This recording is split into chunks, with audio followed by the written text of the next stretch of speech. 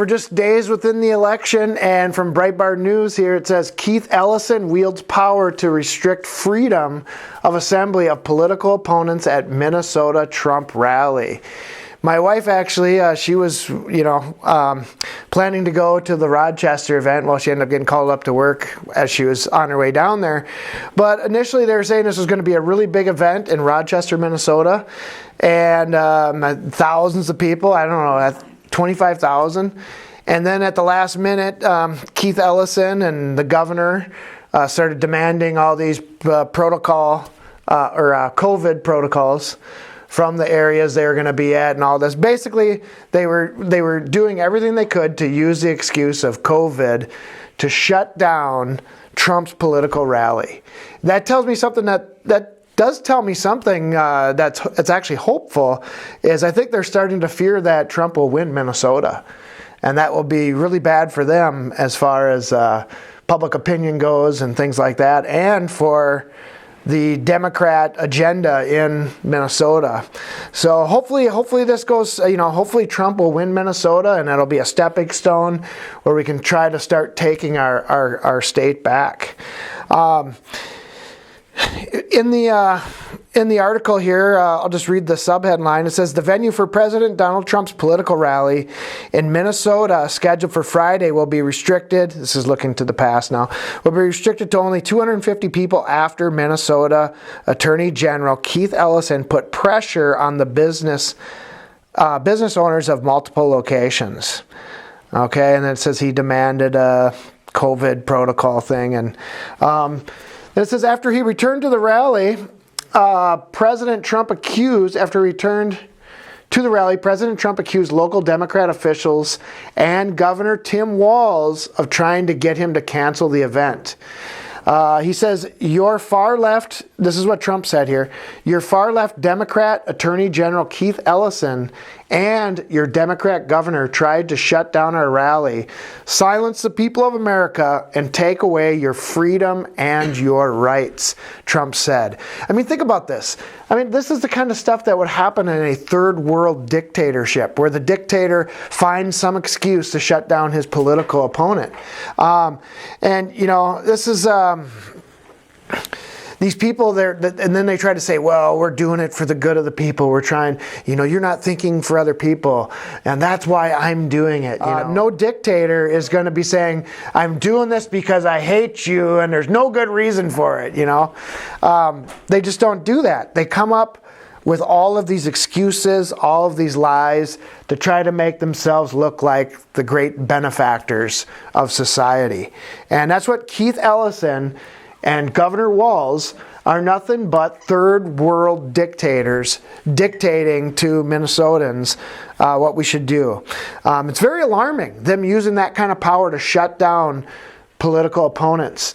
Now, Trump made a good point here. When large numbers of rioters and vandals sacked the city of Minneapolis earlier this year, Keith Ellison did not ask them to submit a permit. I mean, think about that. No permits required for Black Lives Matter. No permits required for, Antifa. And just think of what they did. They burned down the police. They were allowed to burn down the police station, to burn up all these businesses, and, took Governor Walz a long time to send the guard in and all this. They just let it happen. But when it comes to a political rally, they use all of the power they have to shut it down. Okay? It's obvious what's going on here. Keith Ellison, Trump continued on, he said, Keith Ellison sided with flag-burning extremists over law-abiding Americans.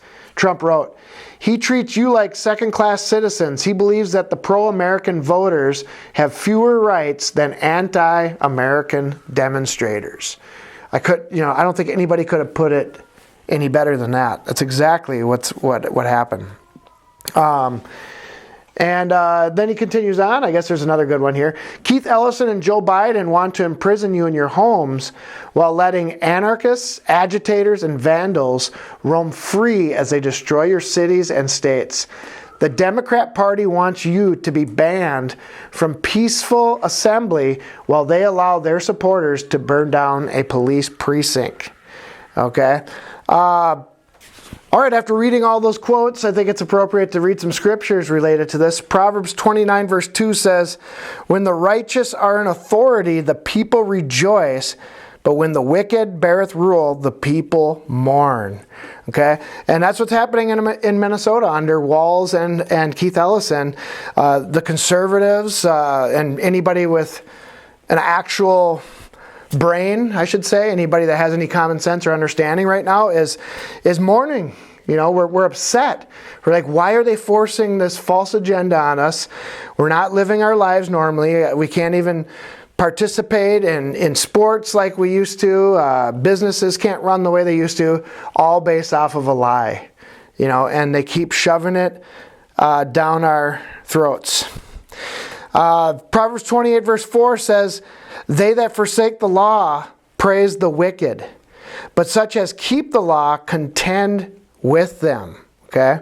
Now think about that. We're not talking about Governor Walz's, this proverb isn't talking about following a dictator's edict. It's talking about the law of God.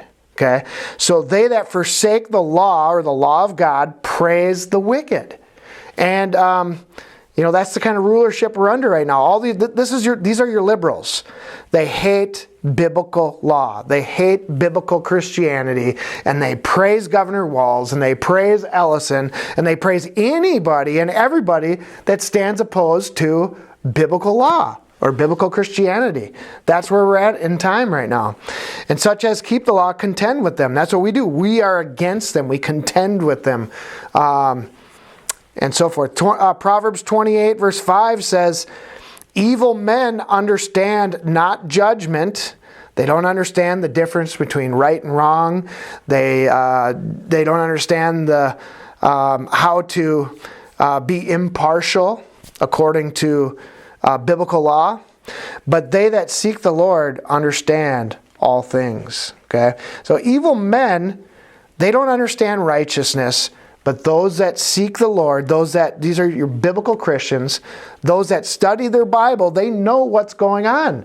We know what's going on with Walz and Ellison. It's funny, you get all these middle-of-the-roaders, they're like, I just don't know who to believe. Fox News says this, CNN says this, and I don't know who's lying to me or not. It's like, read your Bible! And then you would know, okay? Then you would know. It's frustrating when you come across those people, So, anyway, sorry, getting a little bit worked up here, but Proverbs 28, verse 28, says another proverb talking about wicked people. "When the wicked rise, men hide themselves, but when they perish, the righteous increase." Okay? So, when the wicked bear rule, now this is what's happening today. Everybody is like, I witnessed this with youth sports. Everybody's falling in line with what the wicked are dictating to us because they're afraid to get shut down.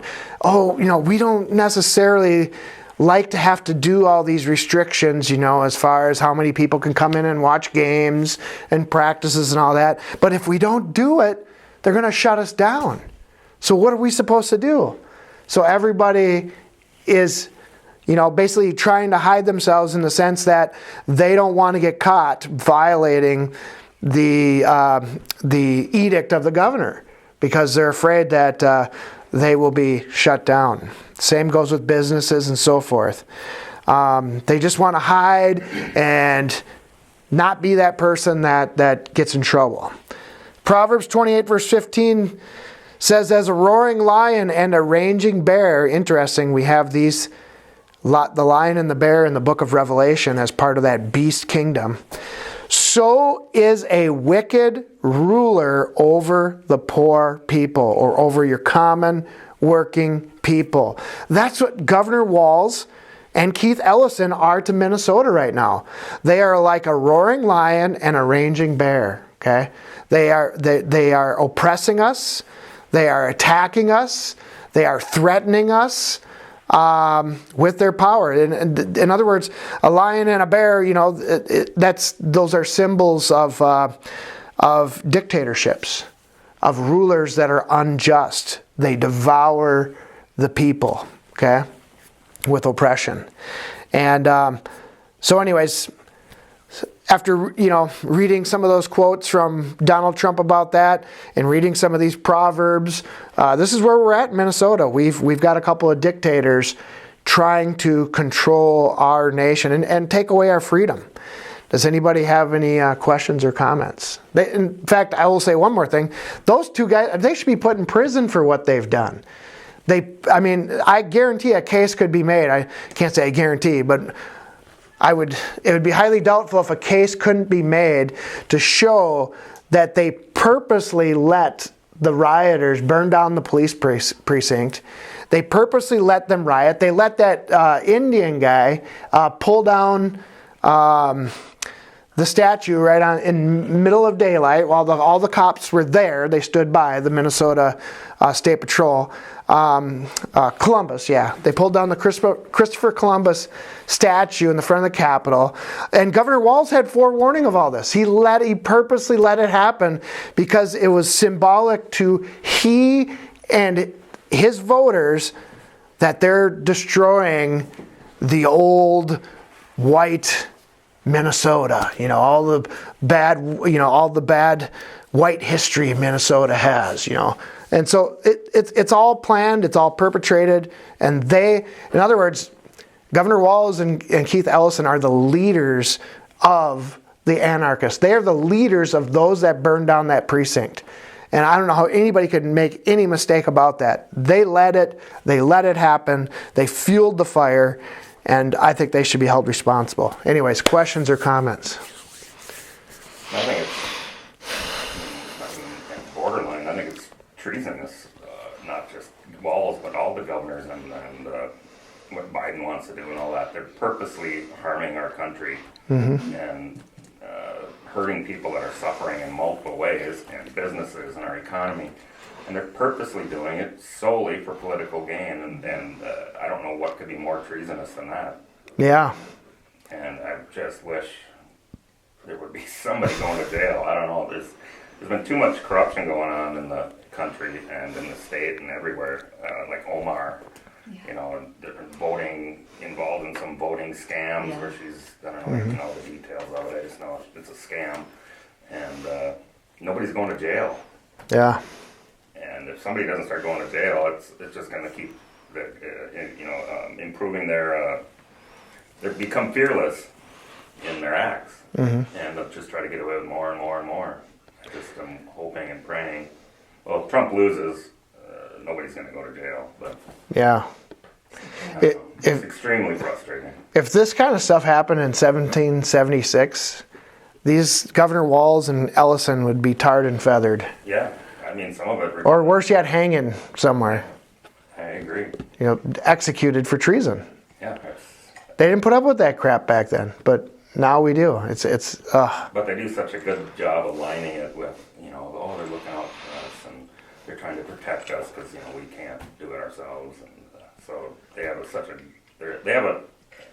an incredible ability to cover up their evil treasonous with falsehoods about trying to take care of us and looking out for the little guy. And yeah, it's like they're mass murderers stabbing you and killing you and watching you die and say, "I'm doing this for your good." Exactly. I mean, that's what they're doing to us. Satan is the ultimate deceiver. There's no doubt about that. And then, half of our people or so are believing it. It's just.